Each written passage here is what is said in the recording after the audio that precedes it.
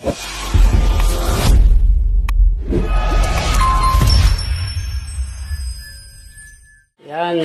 good morning again. Ito, magpapalambot tayo ng baboy. At medyo makunat yata itong nabili ko. Palalambutan muna natin bago natin lulutuin yan. May atay pong kasama yan, kaya lang hindi ko isasama sa laga. Matadry yun. Ano tawag dito? Ang minong gagawin natin dito ay kilawin baboy. Kilawin or kilayin sa Kapampangan. Kapampangan version po ito, yung lulutuin natin. Masarap to guys, pagka try nyo, magluto kayo ng ganito. Ayan, papakuluin muna natin at paglambot nyan, tsaka natin igigisa or ipakikita ko sa inyo kung ano yung mga proseso. Ganyan lang din po yan, nakagaya ng niluto ko sa puso nung nagdaang upload ko, nagdaang vlog. Ganyan lang din po. Kaya lang ito, baboy naman po ito, baboy. Ayan, papalambutin muna natin guys. Ito guys, tingnan na natin. Yan, malapit na matuyo. Tagal na itong nakasalang kaso matigas yung baboy. Ihahabol natin yung yung atay para medyo maluto siya ng kaunti. At pagkatapos ito, ay hahangoy na natin yan maya-maya at igigisa na natin para mailagay na natin lahat yung kanyang mga sangkap. Kaunti lang to guys at ako lang naman mag-isa lagi ang kanya-kanya kami luto rito, kanya-kanyang ulam. Kaya pagka na natin yung atay, maya-maya kaunti, gigisahin na natin yan para makita nyo na yung lahat ng sangkap niya o lahat ng sahog niya. Masarap to guys, simple luto lang. Saka tayo magluluto ng mga delikado. Halos lahat naman na luto na yung mga old model na luto, hindi yung mga ngayon. Halos lahat naman alam kong lutuin. Dito muna tayo guys sa mga simple lang dahil yung mga lutong mga pampistahan may alam nyo na rin. Dito tayo sa mga simple na luto lang. Yun na guys nag-brown na yung atay. Hayaan na natin hayaan natin matuyo dyan para mas makalambot pa yung karne. Saka natin igigisa.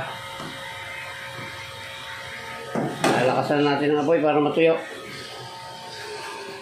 Yan na guys, lapit ng matuyo. Lalagyan natin ng mantika at papupulahin na natin ng kaunti yan.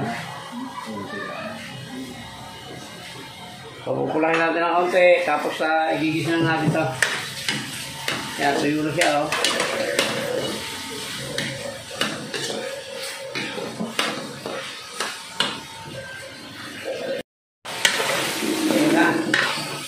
Putok-putok na guys, pwede na ito. Ibigisa na natin yung ating mga sahog or mga ricado. Siyempre, laging una yung bawang. Tapos ito yung kaunting laurel. Dapat guys may labanos. Kaya lang hindi ko na nilagyan. Hindi ko rin man mauubos, sayang lang. Pero mas masarap siya pag may labanos. Pero yung ganito, okay rin naman. Ayan, lagyan na natin yung sibuyas at kamatis. Sabay na natin.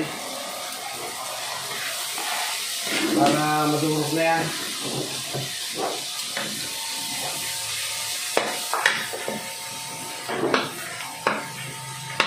Ayun ang bango. Pero trip. Pag mabango daw magluto, sinungaling sa asawa. What? Ewan ko kung totoo yun, kasi yan ang mga matatanda yun. Kung mabango daw magluto o mag-isa, ay sinungaling sa asawa. Kaya guys, lalagyan na natin yan ng patis. Lagyan na rin natin itong kanyang itong palitong sili. Yan. Kaunti patis lang at kakaunti lang talaga.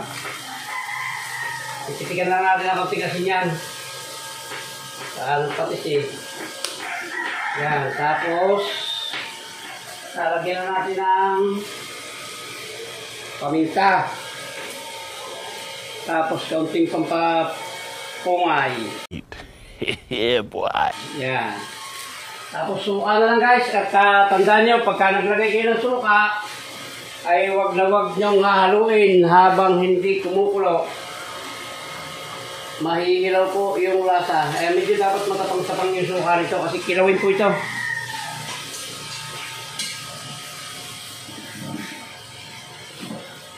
Natin ng konti suka at kakaunti na yung laman nung nasa pack. Yun, okay na yan.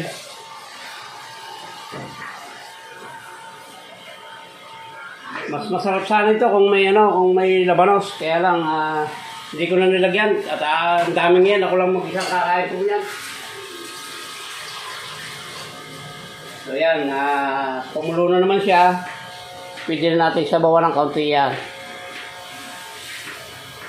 Para mas ano pa siya. Panama yung lasa niya. Ayan.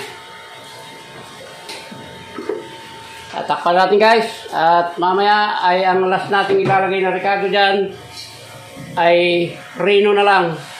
Ilalagay na natin yung Reno para matansya natin yung alat niya kung talagang tama na. Kasi konti lang naman pagkis at konti na silang nilagay ko rito. Gawa lang maalat din itong maalat din itong Reno. Pero paano natin yan? Palalaputin natin ito bago patayin. Yun para lang mabalansin natin yung yung alat niya. Saka yung lasa siyempre. Yan, tatakpan ulit natin yan at mamaya lang pagka-final na. Titignan natin kung anong nangyari sa bayang na pa eh. Ito na guys Ang ganda na ng niya ayan, malapot-lapot na super lambot na ito. Kilawing baboy. Yan. Kaya titikman natin at kung tama na yung asim at alat.